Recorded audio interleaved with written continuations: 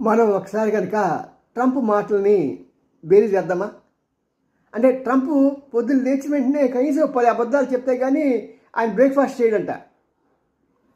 పొద్దున బ్రష్ ఇలా పెట్టుకుంటూ ఆయనకి వెంటనే ఫోన్ చేసి, ఇవాళ నేను వాడిని కొట్టాను, వీడిని కొట్టాను, ఆ యుద్ధం ఆపాను, ఈ యుద్ధం ఆపాను, వారిని 100% ట్యాక్స్ వేసాను, ఇలా చెప్తూ ఉంటే కానీ ఆయనకి పాపం బ్రేక్ఫాస్ట్ అవ్వదు, బ్రషే చేయలేడు. మరి అలాంటి ఆయన మాటలు చూసి మనం కంగారు పడటం అనేది మన పిచ్చితనమో వెరితనమో చెప్పలేము. ఏదేమైనా సరే ఒక 2 పాయింట్లు చర్చించుకుందాం. అతను చెప్పేది ఏంటంటే, మన భారతదేశం రష్యాతో అనుబంధం తుంచేసుకుంటే తెగే బంధమా అండి మంది రష్యాది? ఎన్నో జన్మల బంధం అది, ఎన్నో దశాబ్దాలుగా ఉన్న బంధం అది. ఎవరు లేనప్పుడు నేను ఉన్నాను నా ఆదరించిన దేశం రష్యా.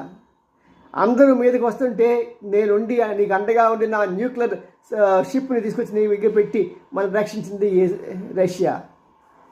మరి అలాంటి దేశాన్ని ప్రధానిగా ఎవరున్నా సరే, అది ఇందిరాగాంధీగా ఉన్నా, లాల్ బహదూర్ శాస్త్రి ఉన్నా, మొరార్జీ దేశాయ్ ఉన్నా, వాజ్పేయి ఉన్నా, ఈ రోజున మోడీ ఉన్నా, రేపొద్దున నేనున్నా, ఎప్పుడు రష్యాకి ఉన్న స్థానం తగ్గదు.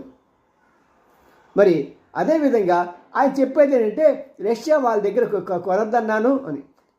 వాళ్ళ దగ్గర నుంచి కొన్నది ఎంత అండి? 1.5 మెట్రిక్ టన్నుల ఇది నూనె, ఆయిల్. మరి అది మానేస్తాం, పర్వాలా. అది ఎవరి దగ్గర కొంటాం? అమెరికాకి సప్లై చేస్తావా? నువ్వు చేయలేవు. వెనుజులా నుంచి పంపిస్తా అంటాడు.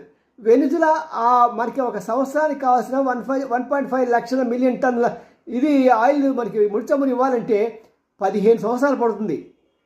లెక్కే ట్రంప్ 15 సంవత్సరాలు. మరి ఎందుకే చేతకాని కబుర్లు, లెక్కలు తెలియకుండా, నీకేం తెలియకుండా రియల్ ఎస్టేట్లో అమ్మేసే డీల్ క్లోజ్డ్ కాదు. మాట్లాడేటప్పుడు ఫిగర్స్తో మాట్లాడాలి, అంతేగాని నీకు లెక్కలు లేకుండా ఏదో తెలియకుండా ఏదో రియల్ ఎస్టేట్ బ్రోకర్ లాగా. మా బెజవాడలో ఉంటే గల్లీలో బ్రోకర్లు ఉంటారులే రియల్ ఎస్టేట్ వాళ్ళు, అలాగా నువ్వు మాట్లాడితే ఎలాగయ్యా? నువ్వు ఒక మహా సామ్రాజ్యానికి ప్రెసిడెంట్వి, ఆ మాత్రం తెలియపోతే ఎలాగా? మరి ఇంకోసారి మనం జాగ్రత్త చూసామంటే ఆయన చెప్పే వాటిలో చాలా వరకు ఎంతటి అబద్ధాలు పుట్టగా చెప్తూ ఉంటాయంటే, నేను భారత్ని ఒప్పించాను 500 మిలియన్లు మా దేశం నుంచి సరుకులు కొనేటట్టుగా. ఒక సంవత్సరంలోనా 20 సంవత్సరాలనా చెప్పలా. మనం మొత్తం ఇంపోర్ట్ చేసిన బిల్లు 540 మిలియన్లు. మరి ఇప్పుడు ఒక దేశం దగ్గర 500 కొంటే మిగతా ఉత్పత్తుల సంగతి ఏంటి?